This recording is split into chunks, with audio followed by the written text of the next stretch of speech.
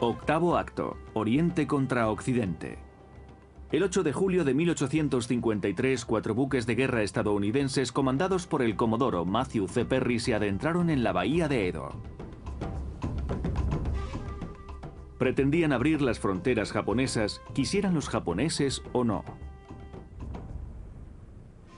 Estados Unidos tenía intereses comerciales. Sobre todo pretendía establecer un puerto en Japón para sus barcos balleneros, donde pudieran repostar y ser reparados. La caza de ballenas era un mercado muy lucrativo en aquella época, ya que la grasa de ballena era la materia prima con la que se elaboraba el combustible para las lámparas. En el pasado, otros dignatarios estadounidenses llegados a Japón en barco habían intentado adentrarse en el país, pero habían sido rechazados con rudeza. Cuando Perry llegó, resultó ser más efectivo que sus predecesores gracias a su espléndida armada. Se detuvo frente a Edo, la capital de Japón, y cortó el suministro de alimentos de la ciudad. Los japoneses eran buenos marinos, pero no tenían una armada con la que enfrentarse a los buques de Perry. Además, los norteamericanos aventajaban con mucho a los japoneses en cuestión de tecnología armamentística. Los estadounidenses tenían rifles y mosquetes que podían atravesar la armadura de los samuráis y cañones para derribar los castillos de los daimyo. Las únicas armas de fuego con las que contaban los samuráis eran aquellos rudimentarios mosquetes de pedernal que llegaron a la isla 310 años antes, traídos por los portugueses. 2 siglos y medio de paz habían eliminado la necesidad de desarrollar las armas de fuego. No podían derrotar a Perry, así que el gobierno de Tokugawa le dejó entrar. Estados Unidos estableció un consulado en un puerto muy remoto. Estaba aislado, así que todavía tuvieron que pasar unos años antes de que las cosas empezaran a cambiar. Tokugawa intentó limitar sus acciones.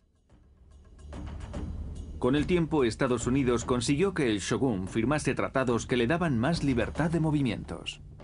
El primer tratado no era un acuerdo en términos comerciales, era simplemente un tratado de buenas intenciones.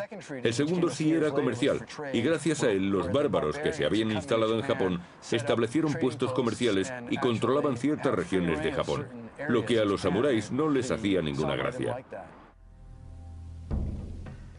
Los líderes japoneses no se habían rendido, estaban simplemente tomándose su tiempo. Empezaron por estudiar las tácticas militares occidentales y adquirieron armamento moderno y rápido. Tenían intención de expulsar a los advenedizos lo antes posible.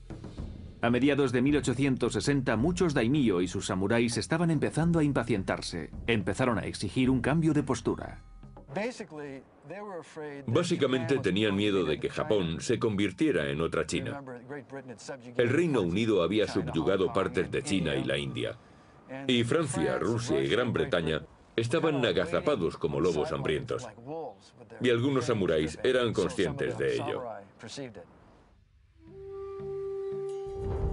A ojos de muchos jóvenes guerreros, si el shogunato no iba a defender Japón, la única respuesta lógica sería derrocarlo, ya que se debilitaba por momentos, y restaurar al emperador otorgándole poder absoluto. Y en 1866 ocurrió, y de manera sorprendentemente pacífica. Ese año el shogun Tokugawa Iemochi murió, y un nuevo miembro de la familia, Tokugawa Keiki, se puso al mando. Pero el reino de Keiki terminó antes de empezar. Consciente de que la casta guerrera no lo apoyaba, se retiró y aceptó su destino. En noviembre de 1867, temeroso de una guerra civil, el shogun Tokugawa Keiki cedió el poder al joven emperador Meiji. Casi 700 años de gobierno militar en Japón acababan de manera poco gloriosa. Pero lejos de satisfacer a los frustrados samuráis, este cambio histórico de poder incrementó sus problemas. Los burócratas del emperador introdujeron reformas que negaban el poder a los daimyo, centralizándose este en la capital.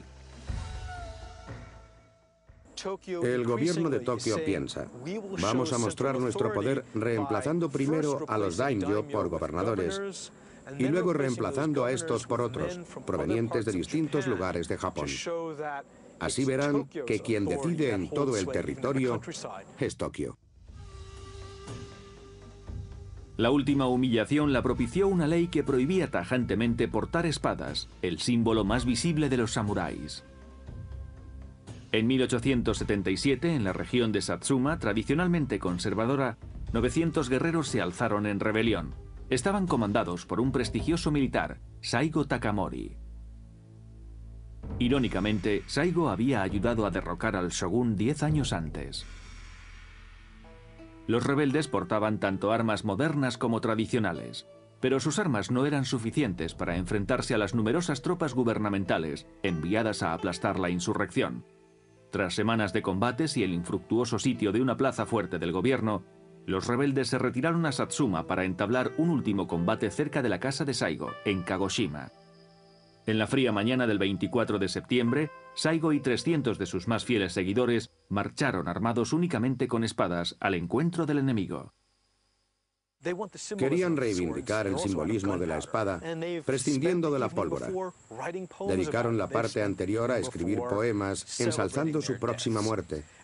Todo estaba previsto. Estaban rodeados por cañones, por miles de soldados imperiales. Sabían que iban a morir. La mayoría de los samuráis cayó en cuestión de minutos. Saigo resultó herido por el fuego enemigo. Un grupo de fieles le acompañaron a una colina cercana y le ayudaron a terminar con su vida a la manera tradicional samurái. No se practicó el seppuku porque le habían herido en la cadera y no podía hacerlo. No podía sentarse probablemente. Estaría en estado de shock. No le sería posible desenvainar y perforarse el abdomen. Pero sus hombres le cortaron la cabeza y la escondieron. Fue como si estuvieran en 1220 y no quisieran que el enemigo hallase la cabeza y se la llevase como trofeo.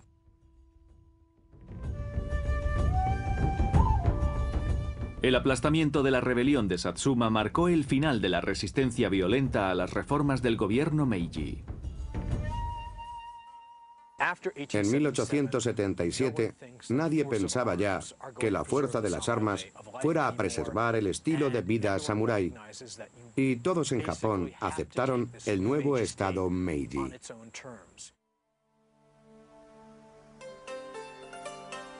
Pero a pesar de que ya hubiera pasado la era de los guerreros, el legado de los samuráis aún producía gran admiración entre muchos japoneses. En 1898, 2 décadas después de la rebelión de Satsuma, ciudadanos particulares erigieron una estatua de Saigo Takamori en un parque de Tokio. En presencia de los reticentes funcionarios del gobierno, fue levantada la imagen en honor del caudillo guerrero, recordado como el último samurái.